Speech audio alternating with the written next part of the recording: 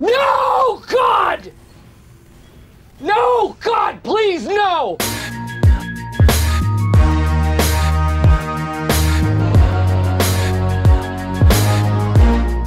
What's going on, guys? Scott here with a casual TF2 commentary. Now, I know it's been a while, and I wanted to address something before I jump into the video. A lot of people have accused me of selling out and hating TF2 and going to Overwatch and yada yada, and I just wanted to say that I still plan on making TF2 videos. It's just TF2 it's extremely stale to me right now. I still love the game. It will always be my favorite game, and I just think, like a lot of people, I want a new update. It's been well over a year, and I don't know if my rose-tinted glasses have just finally worn off, or if TF2 it just seems like it's a different game right now.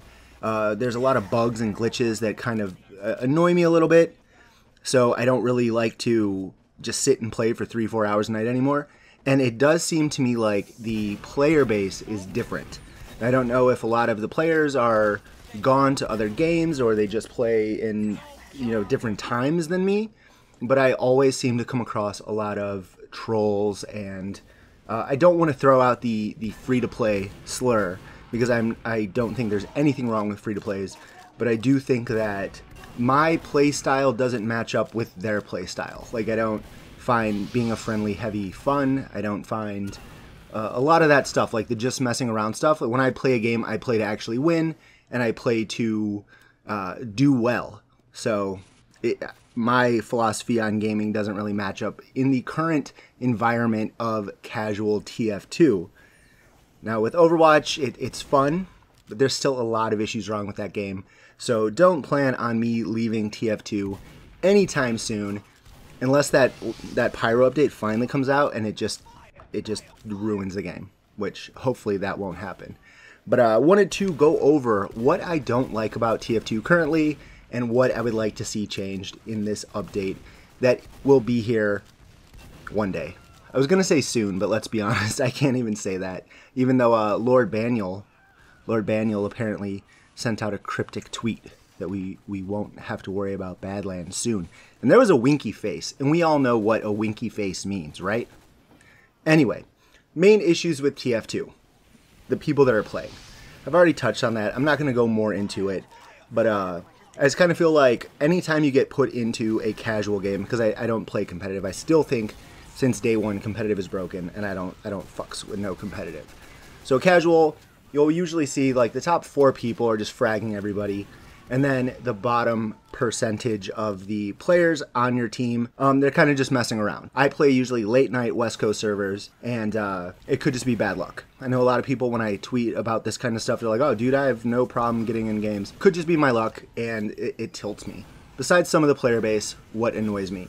Now, if you remember when the last big update came out, I can't even remember the Meet Your Maker, whatever the last update was called. I was one of the proponents of the change from quick play to this new system and the community servers coming back and stuff. But after a while, it got old real quick. Community servers are pretty much dead. Like, you could find good ones and play on them and stuff. But I thought initially when this update came out, there would be new servers popping up everywhere. We even had TF Crew servers, and they didn't really do well at all. Like, nobody would play on them unless it was an event, or if like Dane or somebody tweeted out that they were going to be on that server. Nobody touched them.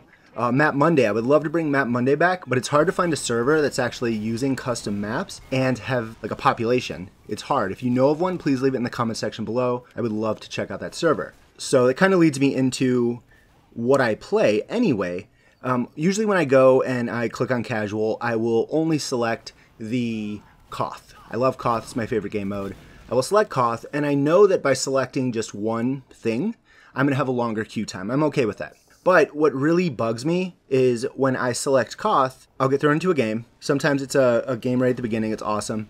A lot of times I notice I get thrown in at the end of a game, the game ends, and then the little maps pop up, and people take us to like process or capture the flag. Like, I don't want to play those, I want to play Koth. And when they initially were going to add in the voting option, I thought that was awesome. But I feel like it kind of breaks the whole purpose of choosing what game type you want to play if you can just vote out of it. makes no sense to me. Now, if the people in your server actually do vote to stay on a Koth map, when you roll over to that next map, a lot of the times, half of the teams are gone. So it'll end up being like a 4v5, a 5v7, something like that. Like it always seems so lopsided to me, as opposed to the old quick play days where if you just click on Koth, Harvest, boom, you're rolled right into another server. And I don't understand why that needed to be changed. Like it didn't seem like it was broken to me.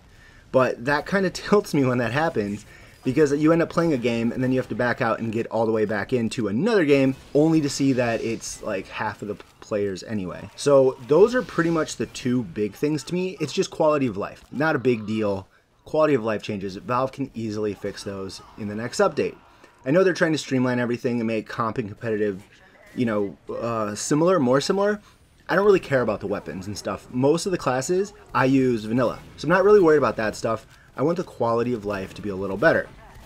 Now this one, it's going to be a little controversial. People aren't going to like it. I mentioned earlier the free-to-plays, and with a free-to-play game, the level of hackers goes up exponentially. Now, I know, Scott, it's a video game on the internet. There's always going to be hackers. You can't get away from hackers on the internet. They're all going to be there. Yes, I know that. But if you had to do a small payment to get into the game, there wouldn't be as many hackers. But some of us already paid for that. We've already bought this game once. I know, I bought the game 2 times. Full price once and then like reduced price, full price later on. So I paid for it, and when Gunmetal came out, you would have to buy a token in order to get the crates, right? So what I would suggest is doing something like you buy tokens to put yourself up to like premium status and maybe have a premium status server. Now I don't know if this would actually work because a large portion of the game players are free-to-plays, and I don't know if they would actually buy this, but I do think that if there was some type of incentive to get people to not hack, then a lot of people would be okay with paying this. Even if it was as much as like trading something so that you could buy it off the Steam market, or making it so that it's such a low entry point for most people. I'm not saying like kids and, you know, people that just have no money, but like $5 just to be able to play on a select group of servers in order to deter hacking. That could work, right? Like that's not crazy. I know a lot of people are going to hate me for saying that because, you know, it's free to play, don't try to separate us, separate but equal, yeah. You know what I'm saying. Like, hackers are an issue still in TF2, and wasn't it just like a couple weeks ago there was the dude who had like a hackbot army following him around or something? There's just all kinds of weird hackers. I don't still understand the concept of hacking.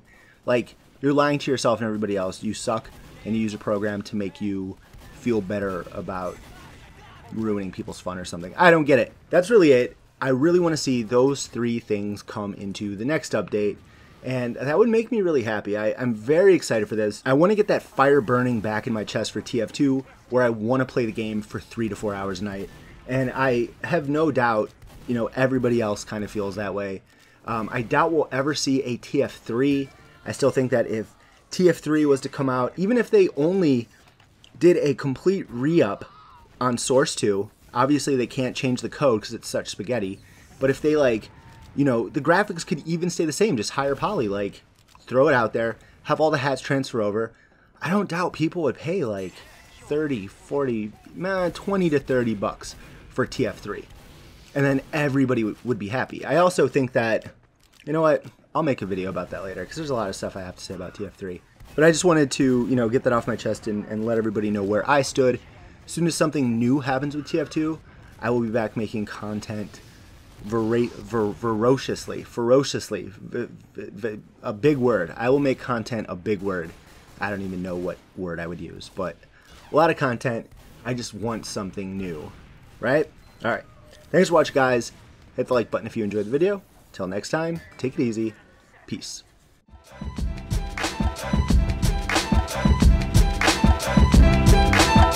Sweet.